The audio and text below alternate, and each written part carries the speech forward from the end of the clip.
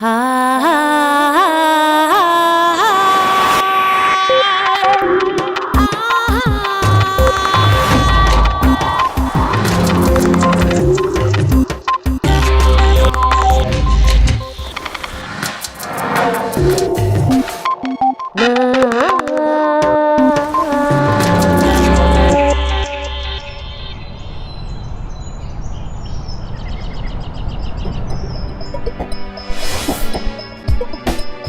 nadie le extraña ya que nuestra memoria no sea un fiel registro de las experiencias vividas.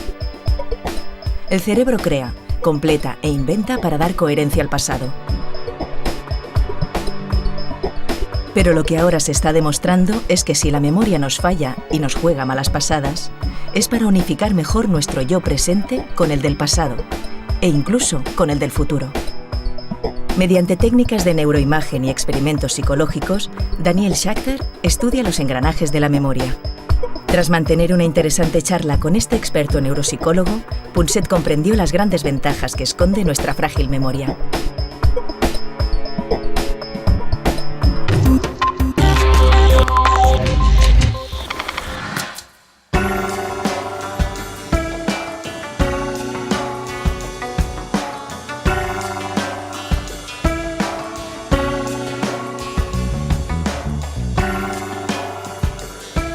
Sin memoria, por supuesto, no hay pasado, ¿no? Pero sin memoria tampoco hay vida. Y como veremos a lo largo de este programa, ahora resulta que sin memoria tampoco hay futuro. Que cuando recordamos o cuando imaginamos lo que viene, se activan partes muy parecidas del cerebro. Y sin embargo, siendo tan importante que poco sabemos en la calle de cómo funciona la memoria. Yo mismo, por ejemplo, estaba absolutamente convencido hasta hace muy poco tiempo que los nombres estaban en un lugar determinado del cerebro y que si una vez quería yo recordar a Javier o María y me bajaba Leonor o Antonio en lugar de los otros dos, me decía, bueno, hoy están tan juntos en la misma zona que da igual, es normal que baje uno en lugar del otro de vez en cuando, ¿no? Realmente estábamos convencidos de que los recuerdos de los nombres, por ejemplo, estaban en el mismo lugar del cerebro. Y ahora llegas tú y dices, ¿qué va? Que no es así en absoluto. Bueno, cuando observamos el cerebro, ciertamente resulta difícil encontrar un único lugar en el que se aloje un recuerdo concreto, como el recuerdo de una experiencia pasada. Ahora sabemos que hay regiones cerebrales que son importantes para el almacenamiento de cierto tipo de información. Sin embargo, el recuerdo de una experiencia concreta se compone de fragmentos de información que se guardan en lugares distintos del cerebro. Y cuando recordamos, cuando tenemos la experiencia de rememorar el pasado, lo que sucede es que estos pedacitos de información vuelven a unirse desde las diferentes partes del cerebro. Y cuando evocamos una experiencia del pasado, miramos atrás y recordamos las vacaciones del verano pasado, cuando nos acordamos de que fuimos a un concierto, de la música que sonaba y del aspecto que tenía todo, lo que probablemente sucede es que hay partes de nuestro cerebro visual y partes de nuestro cerebro auditivo que se activan. Y el hipocampo ayuda a reunificar estos fragmentos de información. Entonces todas las piezas vuelven a unirse y es lo que experimentamos como recuerdo. Fantástico, ¿no? El hipocampo está formado por dos pequeñas regiones enclavadas en cada hemisferio cerebral. A partir de las diferentes sensaciones asociadas a un determinado momento o espacio, el hipocampo orquesta una verdadera recreación de las situaciones pasadas. Toma información del córtex visual para reconstruir parte de la escena. Va a buscar asimismo las conexiones neuronales del córtex auditivo que conservaron las voces, los ruidos, la música, característicos de aquel instante. También recopila información de las áreas olfativas o gustativas. Así, el hipocampo puede considerarse el árbitro de la puesta en escena necesaria para revivir un recuerdo. Hay una cosa que me fascina de todas tus últimas investigaciones y para mí supone una gran contribución a la ciencia. Es cuando dices que existe una especie de conexión íntima entre recordar el pasado e imaginar el futuro. Exacto. De hecho, tienes una fotografía genial en la que se ve cómo se activan las mismas partes del cerebro al recordar el pasado o al imaginar lo que se hará en el futuro. Oye, es increíble. No me digas que no es fantástico, ¿no?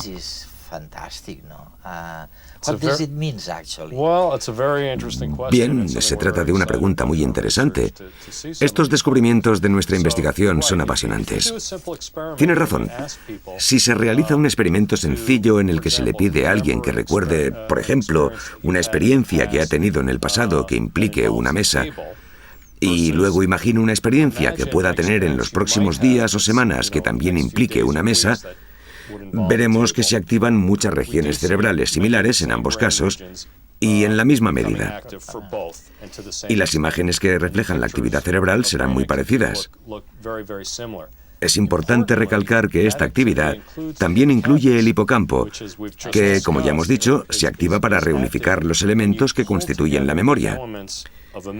También se activa al imaginar algo que no ha pasado, pero que puede suceder.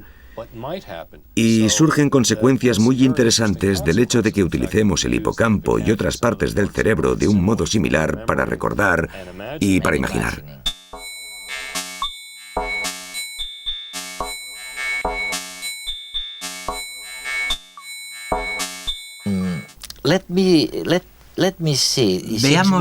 Veamos los fallos de la memoria. Esta es una parte esencial de tu libro, que además se titula Los 7 pecados de la memoria. Haces una división y dices que 3 de estos pecados son por omisión, porque te has olvidado. Pero el resto son comisiones, es decir, que has cometido el pecado, el suicidio. Cometemos el error que hará que olvidemos las cosas. ¿Por qué no se lo explicas a nuestros telespectadores? Claro. Hablemos primero sobre lo que llamo los pecados de omisión.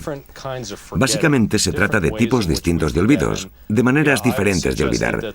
Y sí, he sugerido que hay 3 tipos principales, al primero de los cuales denomino transitoriedad. Y tiene que ver con algo que todos conocemos en nuestra vida cotidiana, que es que, por lo general, los recuerdos tienden a debilitarse con el tiempo. Son transitorios, efímeros. La transitoriedad, por ejemplo, se refiere al hecho de que recordarás menos partes de esta conversación de aquí a un año. Alguna información se desvanecerá con el paso del tiempo. Hay un segundo tipo de olvido que llamo distractibilidad, que es diferente de la transitoriedad. Esto es cuando olvidamos, por ejemplo, dónde hemos dejado las gafas. Normalmente ponemos las gafas en cualquier sitio sin prestar atención a lo que hacemos. Y si no prestamos atención a lo que hacemos en el momento de hacerlo, nunca llega a la memoria de una manera que permita almacenar. Por eso lo llamo distractibilidad. Y también puede pasar, de hecho, en el momento de recordar. Un tercer tipo de olvido lo denomino bloqueo. Esto se refiere a que a veces podemos tener información almacenada en la memoria. Podemos estar prestando atención. Podemos estar intentando recordar, pero sin embargo no nos sale. Sí. A menudo nos pasa con los nombres de la gente. Es esa sensación de tener algo en la punta de la lengua. Somos conscientes de que sabemos algo. Sabemos que está ahí, pero no podemos acceder a ello. Lo llamo bloqueo. Y no significa que odiamos o que no queremos nada. No significa eso en absoluto.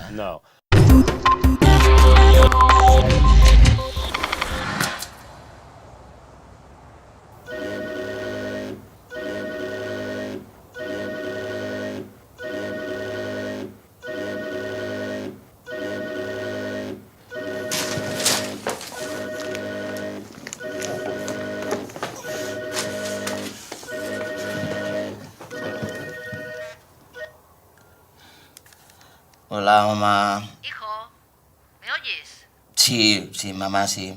¿Sabe qué día es hoy? Sábado, mamá. Sábado. ¿Pero qué sábado ni qué niño muerto? ¿Ah, no? No. ¿No recuerda que me prometiste llevarme a la exposición de bonsáis hoy? ¿Bonsáis? ¿Cómo no te vas a acordar? Pero si aquel día te hice concretas de pollo y todo, esa que te gustan tanto. Y miramos por internet lo del concurso de bonsái, el que pienso ganar, porque a mí a bonsái no me gana nadie. Porque a mí a bonsái no me gana nadie. Porque a mí a bonsái no me gana nadie. Porque a mí a bonsái no me gana nadie.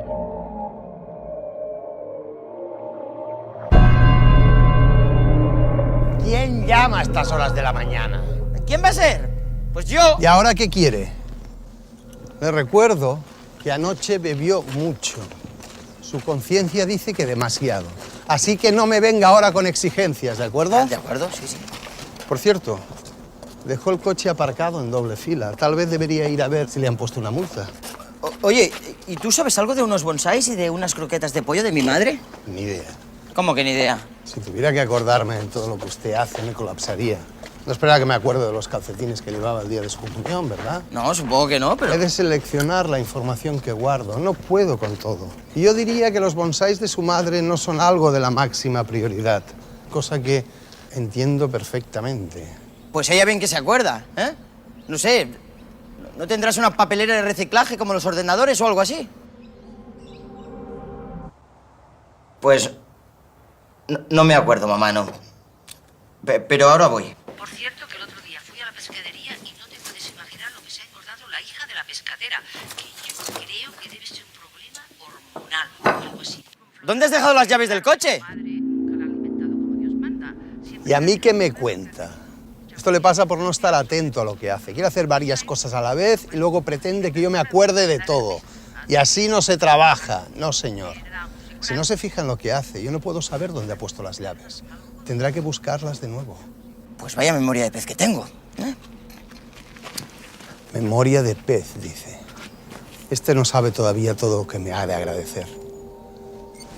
Pero pronto lo sabrá.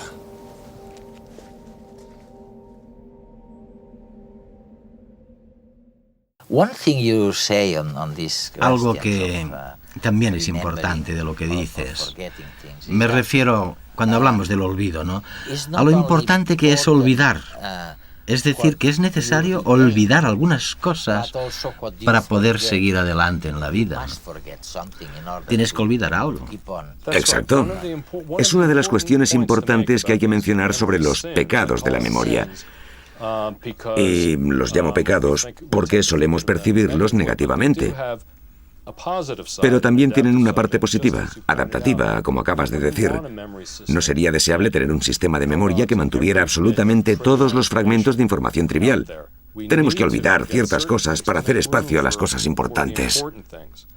Sí, y no solo olvidar. A veces bromeo con mis nietas y les pregunto, oye, ¿qué habéis desaprendido hoy en la escuela? En lugar de preguntarles, ¿qué habéis aprendido? Porque creo que a veces es mucho más importante desaprender que aprender, ¿no? Es muy importante olvidar. Sí. Y esto también nos ayuda a entender algunos tipos de errores de la memoria. Por ejemplo, uno de los pecados de comisión, un pecado de comisión, se produce cuando cometemos un error a la hora de recordar. Y a uno de ellos lo llamo atribución errónea. Este error se produce cuando recordamos algún aspecto de un acontecimiento correctamente, pero recordamos su fuente incorrectamente. Por ejemplo, un caso destacado tiene que ver con la mala identificación de un testigo presencial e implicó a un psicólogo llamado Donald Thompson, que también estudia la memoria. Se le acusó de violación por culpa del recuerdo de una testigo ocular, una mujer a la que habían violado brutalmente. Ella recordaba su cara con tantos detalles que la policía fue a por él y se le acusó de violación. Pero él dijo que ¿por qué no pudo haber cometido esta violación de ninguna manera? Pues porque mientras violaban a la mujer, yo estaba concediendo una entrevista en televisión sobre, mira por dónde, la memoria y las distorsiones de la memoria. No pude ser yo.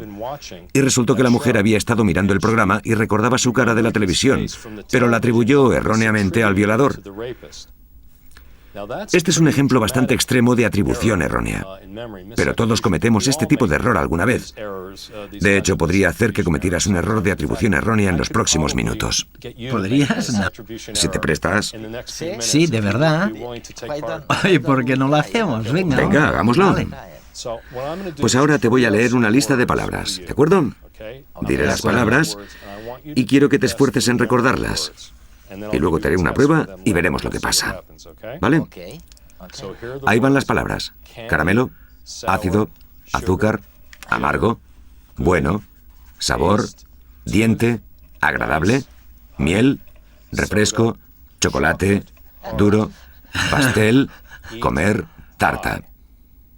Muy bien, creo que lo recuerdo. ¿De acuerdo? Todas. Esta es nuestra lista. Y ahora te acabo de dar una lista de 15 palabras. Todas son preciosas las Te podría pedir que intentara repetirlas, pero no lo haré. En lugar de eso, lo que haré es hacerte una prueba, ¿vale? Yo te diré una palabra y quiero que me digas si recuerdas esa palabra de la lista anterior. ¿Estás preparado? De acuerdo. Simplemente intenta decirme si estaba o no en la lista. La primera palabra por la que quiero preguntarte es sabor. ¿Estaba en la lista? No creo. ¿Crees que no? No creo. Has mencionado palabras que tenían cierta relación con el sabor, pero ninguna explícitamente, ¿eh? Pues en realidad sí que he dicho la palabra sabor. Lo dije, así que esa la tienes mal. Otra. ¿Qué tal punto? ¿Es una de las palabras? No, punto no lo has dicho. ¿No? ¿Seguro? Estoy seguro. Tienes razón, no la dije. Ahora dulce. ¿Es una de las palabras? Sí, creo que sí. ¿Seguro? Sí, casi seguro. Pues dulce no es ninguna de las palabras que he Vaya. dicho. Acabas de demostrar un error clásico de atribución errónea, porque todas las palabras que he dicho estaban relacionadas con dulce. Sabías que tenían que ver con algo como dulce, como el sabor. No estabas seguro de qué. Sabor figuraba, dulce no. Pero tú has recordado dulce. Pues bien, hay varios motivos por los que sucede este error y todos tenemos tendencia a cometerlo. Un motivo es que a veces recordamos el sentido o significado general de una experiencia. Tú recordabas que todas las palabras tenían que ver con el sabor y con algo dulce, pero no recordabas todos los detalles. Se trata de un aspecto positivo de la memoria. Podemos recordar la esencia de lo que sucede. Hay algo relacionado con esta atribución errónea que yo denomino sugestionabilidad. Se trata de otro de los errores de comisión. En este caso, simplemente le sugerimos algo a alguien que podría haber pasado, incluso si no pasó, y muchas personas llegan a creer a través de la imaginación que sí que ocurrió. Nuevamente, esto es muy importante en situaciones de testigos oculares, donde se realiza un interrogatorio para sugestionarlos y se intenta influir en ellos de un modo planeado para que lleguen a creer que pasó algo concreto, y a menudo lo hacen, aunque no sea cierto. Mucho depende de las convicciones que tengan, ¿no? A veces pienso que muchas personas toman decisiones no en función de lo que ven, de lo que es bueno o malo, sino en función de lo que creen, en función de sus convicciones, si es bueno o malo, moral, inmoral. Es verdad. Esto también tiene un papel muy importante en la memoria. De hecho, está muy relacionado con el siguiente pecado de comisión que yo llamo sesgo. El sesgo. Sesgo retrospectivo. Esto se refiere a que los recuerdos a menudo están influenciados y distorsionados por nuestros conocimientos, sentimientos y creencias actuales. De nuevo, no es que simplemente desenterremos algo que sucedió en el pasado de una manera totalmente neutral, sino que a veces lo que sabemos, creemos y sentimos en el presente afecta a nuestras evocaciones de lo que creemos que sucedió en el pasado. Ha quedado claro en nuestras investigaciones. Probablemente muchas conductas dogmáticas y crueles, incluso terroristas, tienen que ver con esta capacidad que has mencionado, ¿no? Con esta capacidad de actuar en función de lo que crees y no de lo que ves. Creo que probablemente sí, porque si tus creencias te hacen distorsionar el pasado para adecuarlo a lo que crees, entonces esas creencias se acaban reforzando y se vuelven mucho más fuertes.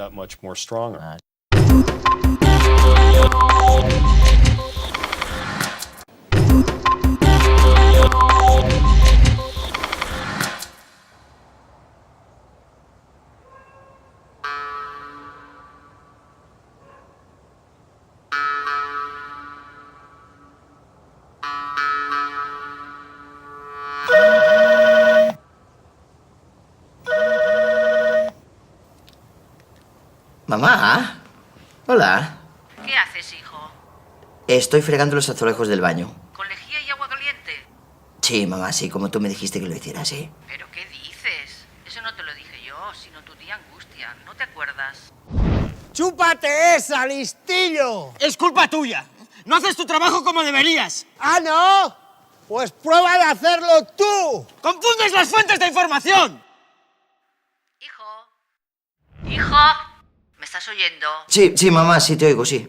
Pues nada, tú ya sabes que a mí no me gusta criticar, pero resulta que la vecina está preparando la comunión de su hija y me ha pedido que me encargue de bordarle unas florecillas para el pecho de la niña, aunque ya sabes que a mí no me gusta nada hablar de la gente. Pero bueno, ¿qué le vamos a hacer? La pobre con el marido que tiene que es como una blanca de...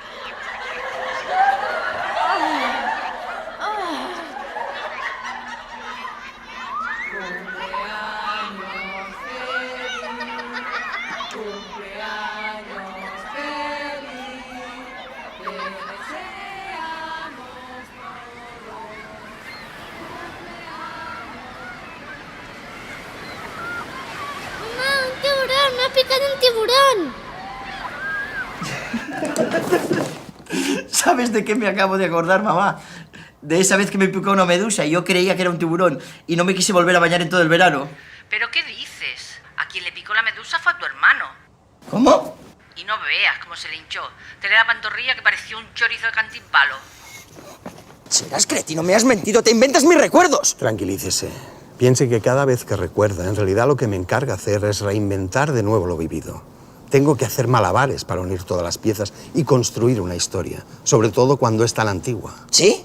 ¿Qué morro tienes? Por cierto, ayer me encontré con esa chica tan mona con la que salías. ¿Cuál? Con Se ha engordado un poco. Susana. Otra como la hija de la pescatera, que en cuanto tenga críos se van a quedar como una mesa camilla. Es que de... No sé por qué la dejé, ¿no? De cadera ancha y contra Con lo eso, bien que nos llevábamos. se le nota ¿Pero qué tonterías está usted diciendo?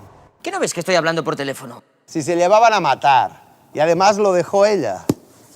No, perdona, eso no es verdad. Además, conservo muy buenos recuerdos de ella, ¿eh? Lo que pasa es que no recuerda a los malos. ¿Qué? Venga conmigo.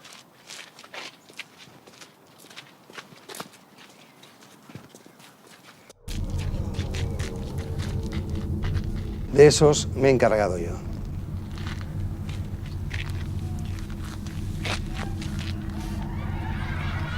Vaya. No recordaba que los compañeros del parvulario me metieron en el cubo de la basura. Ni aquella vez que me hice pipi estando de campamento. Susana. ¡Que me dejes en paz! ¡No quiero volver a verte nunca más! Y sí, efectivamente. Ella me dejó. Venga, no se mortifique más. Y deje que me encargue de gestionar estos asuntos. Confíe en la memoria, que es sabia, ¿lo ve? Así vive mejor y está más tranquilo. Un momento. También recuerdo cosas malas. Como aquella vez que se enfadó tanto conmigo que estuvo semanas sin hablarme. Bueno, eso es porque no le he dejado olvidarlo, porque fue una lección para usted. Claro, si recuerdo esto, puedo aprender a no cometer el mismo error otra vez. Exacto, esa es la clave. Ahora sé lo que tengo que hacer. Quizá pueda volver a intentarlo, ¿no? Tienes razón. Gracias por todo, ¿eh? Y ahora me da las gracias. Qué ingratos son los humanos. En un instante se habrá olvidado de todo lo que hago por él. Susana.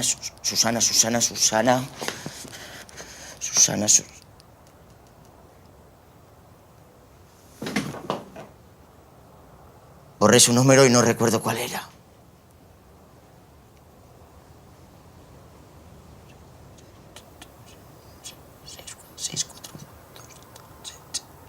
Seis. Creo que empieza por 6. Todos tienen un 6. Ya. Hay más de un 6. No. Ayúdame. Dame alguna pista, no sé. Y hay un 9, además. Un 9. Un 9. Sí, un 9. Pero, ¿y el orden? Es difícil, ¿eh? Es difícil entender cómo se las arregla la gente para vivir sin saber nada de todo esto. Bueno, Sí, en el caso de la memoria, entender la memoria es importante, no solamente para comprender nuestras vidas, sino también, por ejemplo, para casos como el que hemos comentado antes de los recuerdos de los testigos oculares, donde es fundamental entender si sus recuerdos son exactos o no lo son. Porque un recuerdo impreciso de un testigo ocular puede provocar que personas inocentes vayan a la cárcel. Dan, después de tantos años de estar estudiando y profundamente la memoria, ¿te fías más o menos de tu propia memoria que antes? Vaya, buena pregunta. Pues depende. Creo que confío mucho menos en la memoria para los detalles concretos de lo que sucedió hace mucho tiempo. Ahí es donde creo que está a menudo la vulnerabilidad de la memoria. En recordar detalles concretos y especialmente las circunstancias en las que sucedió una experiencia. Pero también creo que la memoria funciona muy bien a la hora de recordar el significado general de nuestra experiencia, el sentido general de lo que nos ha pasado. Por tanto, me parece que la memoria funciona muy bien a la hora de conservar el sentido general, la esencia, la importancia de lo acontecido, aunque no sea tan fiable como nos gustaría a la hora de conservar todos los detalles concretos. Teniendo en cuenta lo que dices, tal vez nos ayude también la memoria a construir el futuro. Y esta es ahora la novedad que nos llama la atención a los que trabajamos en este campo. Intentamos entender cómo utilizamos la memoria para imaginar el futuro, lo que haremos en nuestra vida.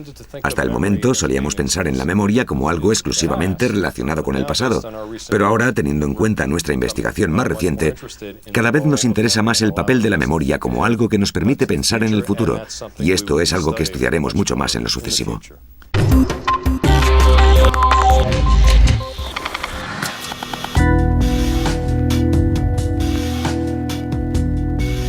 O sea que, como decíamos al comienzo, realmente la memoria no solo nos sirve para el pasado, para explicarnos lo que ha sido nuestra vida, sino para concebir, para diseñar, para pensar lo que será nuestro futuro. Es impresionante, ¿no? Pero cada vez la separación supuesta entre futuro y pasado, entre vida y no vida, entre lo que es inerte y lo que está vivo, es más borroso.